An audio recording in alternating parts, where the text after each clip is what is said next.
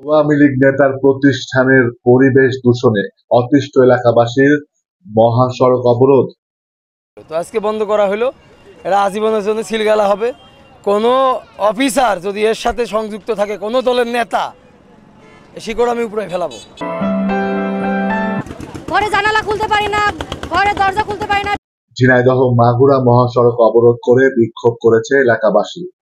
দুপুরে সদর উপজেলার মধুপুর বাজার সংলগ্ন এলাকায় শত শত মানুষ ঝিনাইদহ পৌর আওয়ামী লীগের সহসভাপতি ও সাবেক উপজেলা চেয়ারম্যান মিজানুর রহমান মাসুমের নির্মাণ শিল্প প্রতিষ্ঠানের পরিবেশ দূষণে অতিষ্ঠ হয়ে এ অবরোধ করে। প্রায় ঘণ্টাব্যাপী চলা অবরোধ সমাপ্তি হয় সদর উপজেলা নির্বাহী কর্মকর্তা রাজিয়া আক্তার চৌধুরীর আশ্বাসে। পরিবেশে দূষিত করছে, এই দূষিত পরিবেশটাকে ভালোভাবে সুস্থভাবে বাঁচানোর জন্য, এটা দূর করার জন্য আমরা এটা আন্দোলনটা করছি আর কি। ধুলাই ভরে যাচ্ছে, গরুর ঘাস কাইটে ঘন আসছে না, কিস করছে, রাত্রি শুতে গেলে গন্ধ, মানে বেসম্পর্ক গ্যাস গন্ধ, ধুলা, বালিতে দেখেন গাছগাছালির অবস্থা একদম মাঠ সাদা হয়ে গেছে।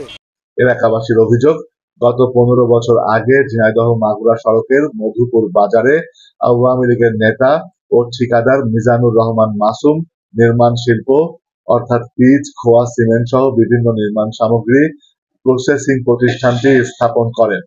এরপর থেকেই এলাকাবাসীর নানাবিধ অভিযোগ করতে থাকে।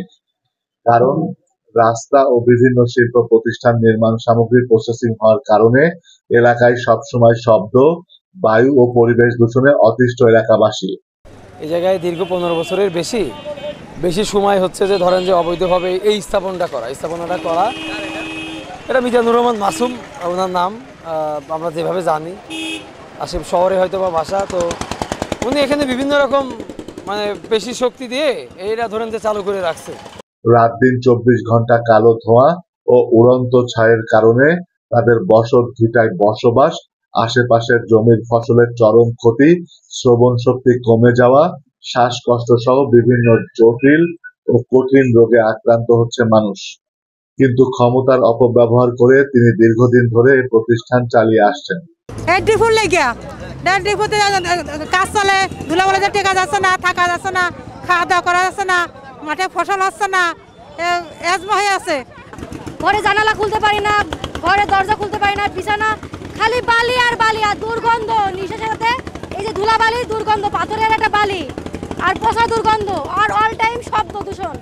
আমরা 7-8 বছর ধরে কষ্ট করছি এই ডিপো থেকে। তবে অবরোধ ও বিক্ষোভের এক পর্যায়ে ইউনো সাময়িকভাবে প্রতিষ্ঠান বন্ধ ঘোষণা করেন।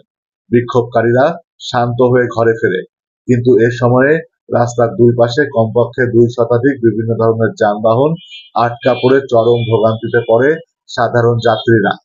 এ সময় আরো উপস্থিত ছিলেন ঝিনাইদহ সদর থানা ওসি আব্দুল্লাহ আল মামুন, আরাপুর হাইওয়ে থানা ওসি ফয়সাল আহমেদ, সমাজ সেবা কর্মকর্তা আব্দুল হাই সিদ্দিকী, এসি ল্যান্ড সজল কুমার দাস সহ অন্যান্য কর্মকর্তা বৃন্দ।